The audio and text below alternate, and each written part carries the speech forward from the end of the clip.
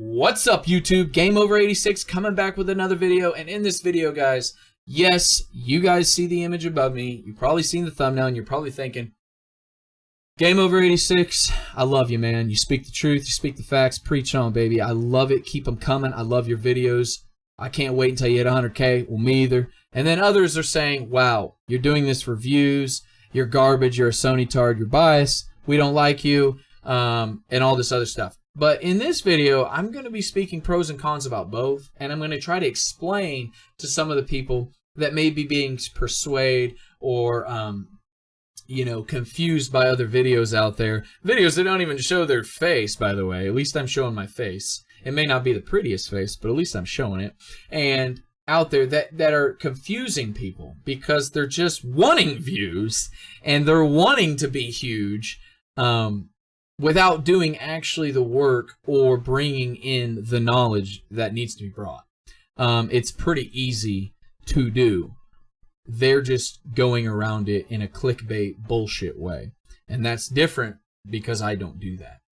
So what I'm going to be talking about first is the Xbox One X pros, and then I'm going to list some cons about it. I'm going to do the PlayStation 4 pros and cons, and I'm going to explain why together there was still a big jump and why there's no differences on some, and I'm going to explain a lot of that into some detail. If you guys do like this video, like I said, you can stay and watch. If you don't, there's other videos to go watch. You get, you know, warm and cuddly by. If you want somebody just to be biased towards an Xbox or biased towards a Nintendo or talk about the PlayStation, go do to that. This is my channel. This is how I am. I'm honest. I'm real. I'm truthful.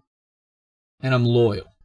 Something that has been thrown through the roof in a long time. It's about time you guys actually click on a channel that's real, raw, uncut, and loyal. So without further ado, guys, let's get into this. The Xbox One X I did purchase. I paid a lot of money for this thing. And the pros. It does run games at native 4K. That's cool. That is cool. For a console, that is cool. Or a mini PC / console, whatever. It is cool. They run a lot of games at 1080p at 60 frames. That is awesome too. When it comes to multiplayer, you want to run games at 1080p at 60 frames. You don't want to run them at 4K. So when they built this console, I always kind of thought to myself, pros, okay, 4K, that's cool. You know, TVs were getting big. You know, 4K is getting pretty huge.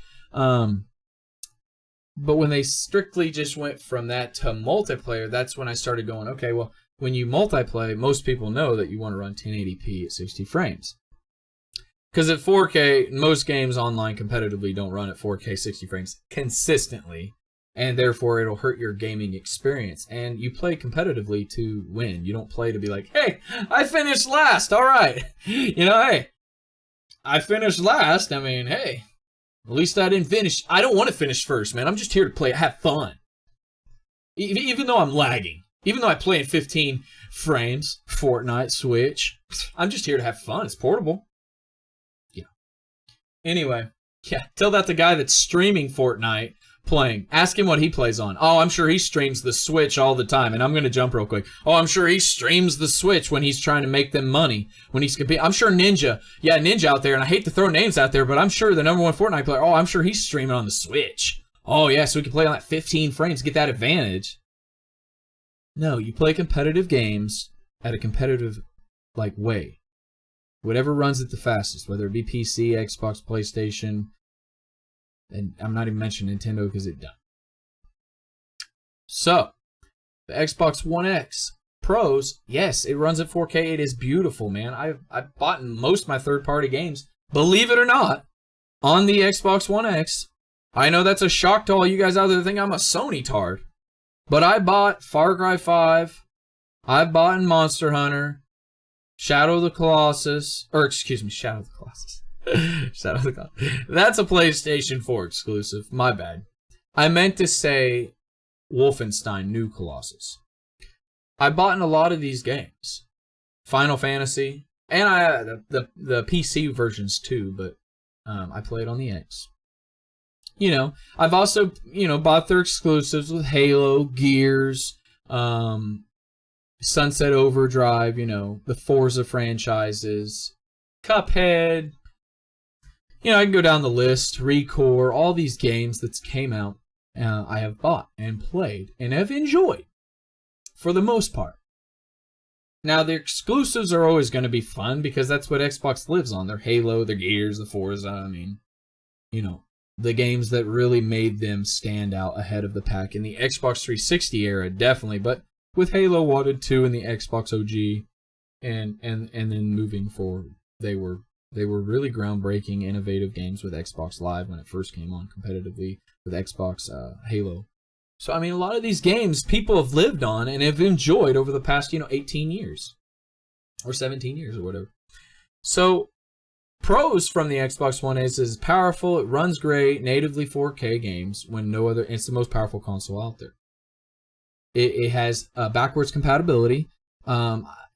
It's got a handful select of Xbox original games. It plays a ton of Xbox 360 games. So it feels good to play them games and to go back and experience these games.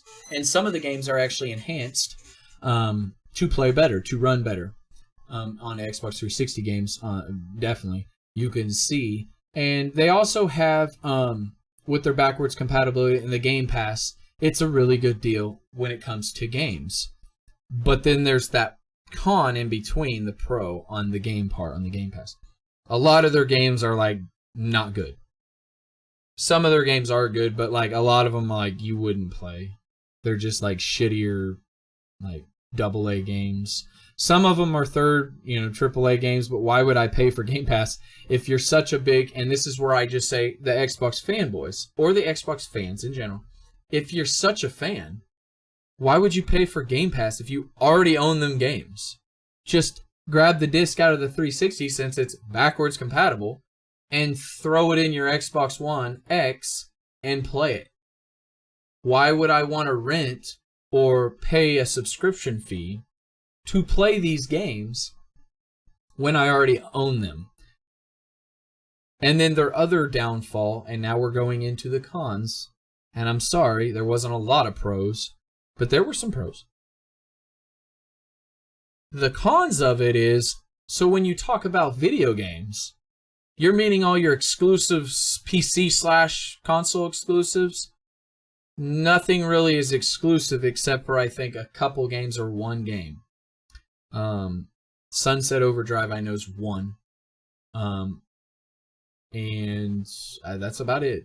I mean, there's some other games coming out that may be exclusive, but they haven't been released yet. But as far as I know, a lot of the games you can buy and run on the X, which is $546 and some change, that's after tax in the States. You can run them on your PC. Not only can you run them on your PC, you can run them 10 times better than you can on your Xbox One X. Straight up fact right there. That's going to sting. Why, when you've already bought an Xbox OG, when I say Xbox One, I think of OG. But hey, I'm not running the company because I would actually name it correctly. But an Xbox One X, or an Xbox One, you paid $500 for it. And it came with the Kinect, and yeah, there was that up and down with all that stuff. You paid the same price as I paid for an Xbox One X. It was just more powerful than the original. And the Xbox One S, that is not that powerful from a jump, from the original. It's not even more powerful than the PlayStation 4 original, the S version. So when you jumped so high, the con of the Xbox One X is it was such an overjump price and gap that it felt like games that were going to be made for it should have been exclusively only for that, rather than on PC, rather than being played on the S or the original Xbox One. They should have made games exclusively for the Xbox One X. That's the number one thing they should have done. Fact they should have done. That's not a fact stat that I can pull up. That's a fact in business that they should have done. If you want to sell a console that you spent money on or you're developing, what do you need to sell it? Not a controller, not variants of controllers, not Game Pass and backwards compatibility because you already got that on the S, which is a lot cheaper than the X, or the original Xbox One, which is cheaper than the X. You need exclusive games or games that run exclusively on the X. Not just PC, but just the X. Because then you're comparing and competing up against a PC with your X now. When people are like, well, I already own a PC, why do I need an Xbox One X? I have an Xbox One S, they play backwards compatible. And I have a PC, so why do I need to get an X when I already have a PC that's powerful, more powerful than the X? I can run the same games. And I can go back to my S to play backwards compatibility on it. That's their downfall. There's one of the worst things that happened to the Xbox One X. Marketing was horrible. They promoted it. They talked about VR. They talked about all this other stuff that was going to come to it. And then fast forward a year after it's been out, and everybody, well, not really a full year, but everybody's like, oh, it's going to run native 4K. But a lot of Xbox fanboys want to play multiplayer because that's what they said. Even Phil Spencer said, I want to target the online multiplayer world. We're not into the single-player, story-driven games. Well, I don't know where he went to college, or I don't know how well he's been, playing video games all his life. I'm guessing not that much, but when you play online, you don't want to play at 4K, especially at 30 frames. And if you don't get my point, play Destiny 2 on the PlayStation 4 Pro or Xbox One X, and then go to the PC and play it. It's night and day difference. And the only thing that's really different is the X and the Pro run it at 30 frames, and the PC runs it at 60 or more. That's the big difference when it comes to competing online. Trust me, if you guys haven't seen it, go see it. Yes, Witcher 3 looks awesome, but it looks 10,000 times better on the PC. I have Xbox One X Far Cry 5. I've also played it on the PC. It is 10 times better on the PC. Yes, it looks very, very awesome and beautiful on the X, but it also looks way better on the PC. You want to know why? Because the PC can run it better. So, the cons, besides all the other ones that I just named, the other ones are their marketing. When I said the strategy, they didn't think about it. They didn't think it through. Like, you can't sell games and make it just so powerful to run these games. Like the new Tomb Raider's coming out. It's 4K at 30 frames. That's fine. A lot of people went, well, but you just talked about 10. Well, this is a single player, even if they have multiplayer, but single player. I'm going to play it for the single player campaign, and I'll buy it on the X, to be honest with you. And I don't care. I'll run it at 4K at 30 frames. I think you can run it at 1080p at 60, but why? It's a single player game. I'm not competing up against anybody. I'm going to play the story how it should be. So 4K is going to look amazing on it. I'm not competing to be number one. It's not Call of Duty. It's not Fortnite. It's not PUBG. It's not any of that. Why do I need 60 frames? I'm enjoying the game, the atmosphere, the immersive story that is Tomb Raider. And then you talk about that, and we're going to jump to the PlayStation 4 Pro. And here are some pros. No pun intended, guys. The pro is it didn't jump. It wasn't a big generational jump. It was a mid jump. It didn't jump so far to where you felt like you had to buy the PlayStation 4 Pro to play the best beautiful games, exclusively or third-party wise. You didn't feel like you had to buy and splurge on a PlayStation 4 Pro. You could play the PlayStation 4 and it would still... God of War on my PlayStation 4 original looks amazing. I'm sure it looks even better because I've seen it on the PlayStation 4 Pro as well. It looks night and day better, but it still looks beautiful on the PlayStation 4. And I don't feel like I have to buy the Pro just to play God of War on it. I don't feel like I have to spend extra money to enjoy the 4K or upscaling immersive gameplay, because it still looks amazing on my PlayStation original. But the difference between that and the X is they say that if you don't get the X, you're still going to be able to play them games, but it's not going to be as immersive. You can't play native 4K. You can't play all this. But 90% of their games aren't even story-driven, so why would I want to play at 4K when I could play at 1080p? Whether on the PlayStation, most of their games are single-player story-driven exclusives. They have multiplayer on some.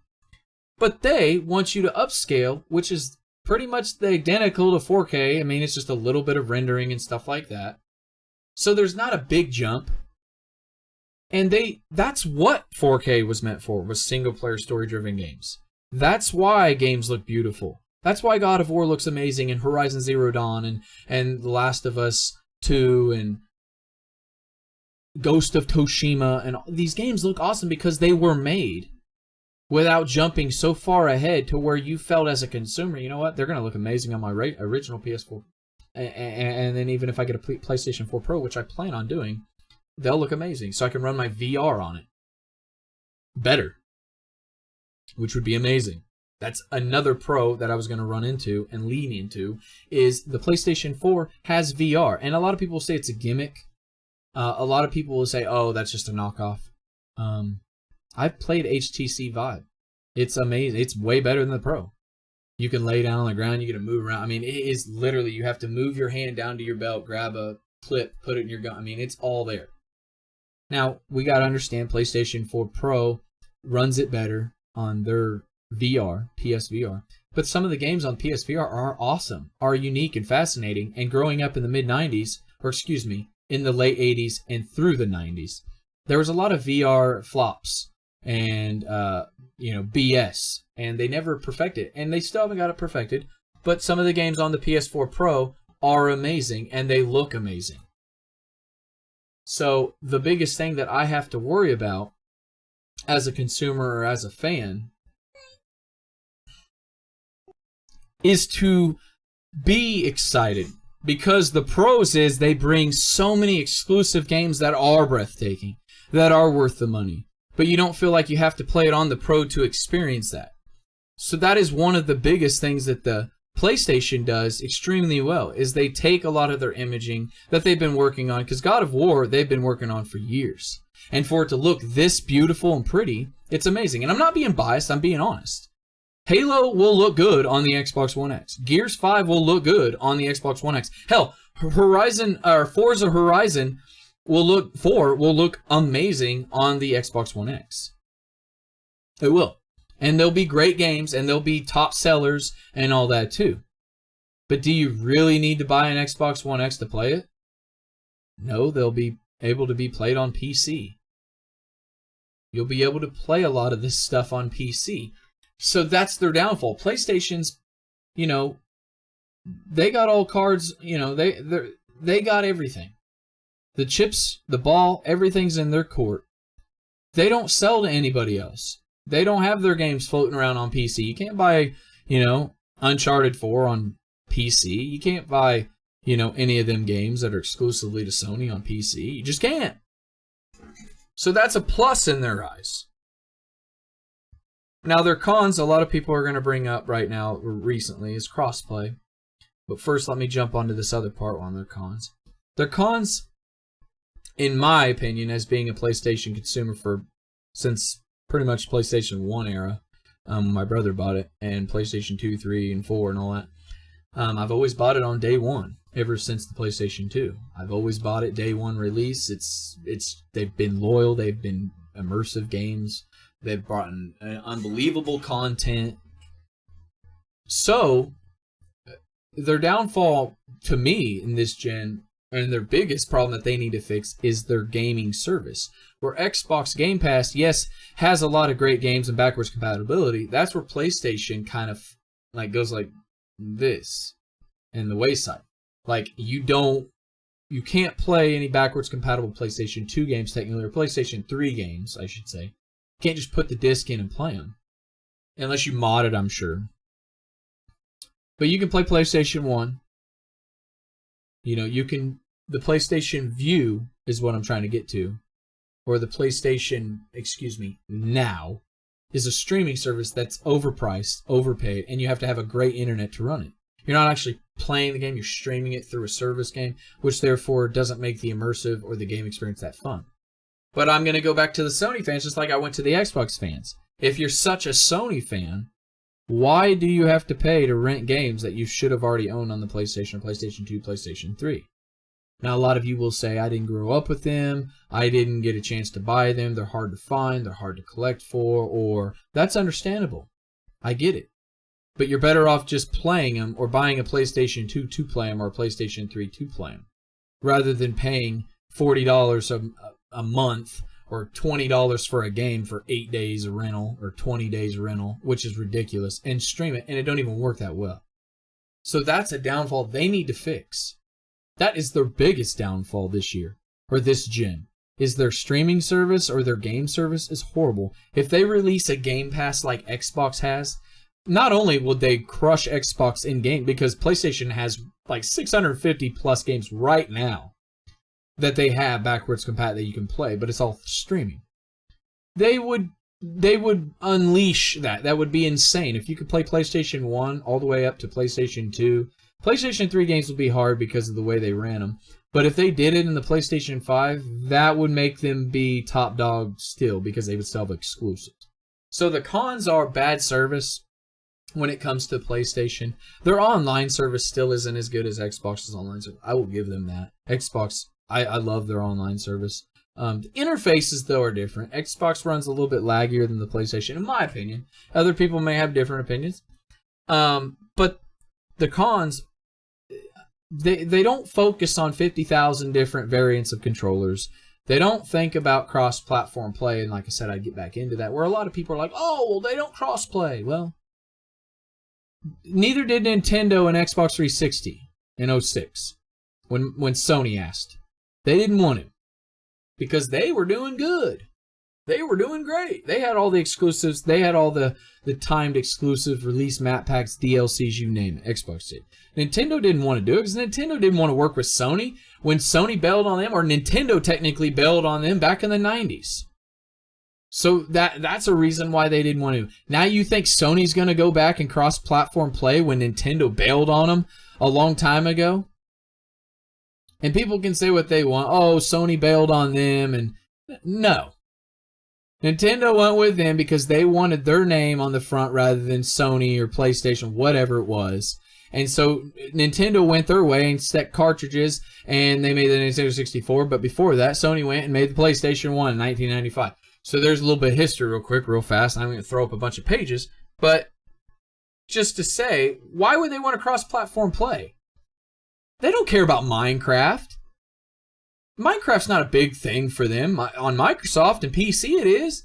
So of course Xbox and Nintendo targets more of a kid-friendly plat over Xbox and PlayStation. And people can say, oh, no, they don't. I watched other videos where they state this and that. Well, I mean, how many 5-year-olds or how many 8-year-olds are in there paying $300? Thanks, Dad. I got it from here.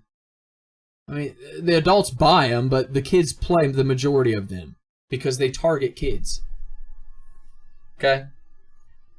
That's why they have Pokemon coming out with the Pokemon Ball Plus. You can push the button, catch your Pokemon, like Let's Go Eevee and all that stuff. That's not to target a grown adult. That's to target a kid. For the adults to open up their wallet. That's what Nintendo does. I mean, come on. How many adults you know playing with cardboard on Mario Kart? Oh, my Labo! Yeah, look at me! I'm driving! Just give me my Nintendo Switch Pro controller, and I'll be like this. My kid can do that, because my kid's a kid. I'm sorry I jumped off page, but I have to crush sometimes the people that are already talking beforehand. So when you watch this, you're like, well, he's got a point. So the biggest thing is, cross-platform, they don't have to because they don't need to. The game's on there. Fortnite's free. It's not like they're making money technically on it. I mean, Fortnite's reaping all the rewards, okay? They're reaping all the benefits. So why do they have to cross-platform a game that's not even theirs? I mean, why do they care? They lock it to where if you spent money on that Fortnite there, to where you can't play, well, why? Let me ask you guys a real important question. If you were playing for competitive, because that's what the game is, you're not playing just for, I mean, it's fun, but you play to win. You don't just play to run around, hey, I gathered 999 wood, steel, brick, and I got Scar, I got all these great snipers, I got thermal scope, I got all this stuff just to go get shot? Oh, to drop frames on a Switch compared to a guy playing Xbox or a PC? Like, come on. I'm being real with you right now. I hope you guys are watching this. Well, he's got a point. Why would you want to play a Switch and compete with somebody that's on an X or a PC? 9 times out of 10, you ain't winning. Like I said, Ninja does not play on a Switch. Why? Because it gives him a disadvantage of competing and getting the shot off and shooting people on Fortnite and beating them. So the people that are playing on Switch are promoting the Switch or big-time Nintendo fans. Or want to just root, oh, it's on there, it's on there. Okay, cool, it's on there. So what? 2 years from now, we're all going to be playing, or a year from now, we're all going to be playing Metroid Prime 4 anyway, or the new Pokemon RPG, or some kind of new game out and about. Or we're going to be playing Last of Us 2, or we're going to be playing Halo Infinite, or Gears 5, or Battlefield, or Ghost of Tsushima. We're going to be playing these games. We ain't going to be like, oh man, the Switch and Fortnite. That's my If I had to choose between my Xbox, PC, PlayStation 4, and my Switch to play Fortnite, the Switch would come dead last. Fact. Unless you're a kid, and you don't really care about competing, and it's cheaper, and you're like, here, my kid. Now my kid shuts up. I bought him the Switch. He can play it. He can play Fortnite and leave me alone. But I'm not like that. So anyway, to get back to everything like I was saying before, and I thought I hit the mouse. Here's some of the specs. Here's some of the Xbox One X compared to the Pro. You guys can see it for yourself. Yes, there is a big time gap difference when it comes to CPU processor, GPU processor, teraflop power. You can look at the RAM. You can look at GDDR5, 8 gig or 12 gig. You guys can look at all that. Both got 1 terabyte, a little bit heavier on the Xbox One X, $100 more. Now, there is a big difference there. That is a big downfall on why PlayStation's still selling a lot, because a lot of people would rather buy the 4 and still play all the games that look still amazing because they're upscaling, which is still a really good thing, and $100 cheaper, and they could spend that extra $100 on like an exclusive title that you can't get on the X. So if you spend an extra $100 on the X, well, you're only going to be getting to play some of them games. Like, I don't get what nobody else gets from this image. Like, I bought it because I buy all consoles and I buy all stuff games because I love video games. I want to play certain games on the X that I can't play on the PlayStation. I want to play certain games on the PlayStation I can't play on the X or the Nintendo. But I also buy the Nintendo Switch not only for myself and kids, but I want to play some of the Nintendo games that I grew up with that I can't play anywhere else. So when I show you guys this thing, I want you guys to remember that as a consumer, why would I want to spend an extra $100 if I was just somebody wanting to buy one of the consoles? Okay, I had a choice between PlayStation Pro and an Xbox One X, and if it was me and I didn't have a collecting and I didn't want to buy everything and I was just gonna pick one, I would pick the Pro simply on price, and then because the graphics and all that, yeah, there's a jump, but it's not a big enough jump because, well, I don't have some of the games. I can play every game that the X has except for Gears, Forza, a few other exclusives, and Halo. Other than that, I can play every third-party game, which is mostly played on the X or PC. Every game on my PlayStation 4 Pro. Not only can I do that, I can also play VR, which the Xbox doesn't have VR, so that's an extra unique thing. I know a lot of people are like, well, I'm not into VR. Okay, that's cool, but there's a lot of people out there that are, and if it's a cheaper thing, they can buy that too. Or I can play exclusively games to the PlayStation. Exclusively. You can't play anywhere else, whether it be Switch, PC, crossplay, whatever, Xbox One X, whatever you want. So my money says, okay, well, I can play more variety of games on the PlayStation 4. Why wouldn't I just buy it? And that's where they fell behind, because they didn't make the X only X games for it. And that's the biggest downfall, and that's the difference between PlayStation 4 Pro and the X. And I want to leave you guys with something before I talk about anything else in this whole, debate that people say, oh, you do it for views, or I do it for clicks, or I do it for this, or I do it for that, or I'm a homer. I love the Xbox One X. I really do enjoy that console. I thought it was a big time risk. I thought they took a chance with it. I supported them. I bought me an Xbox One X. I got me an Xbox One X before I even got a Pro.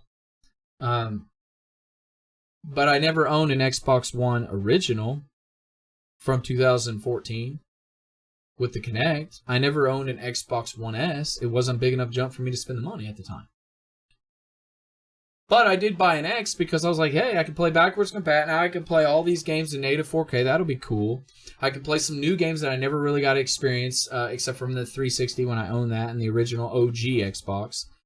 So now's the time to pick it up. So I do appreciate the Xbox One X, first and foremost. I think their remotes are better than the PlayStation 4s.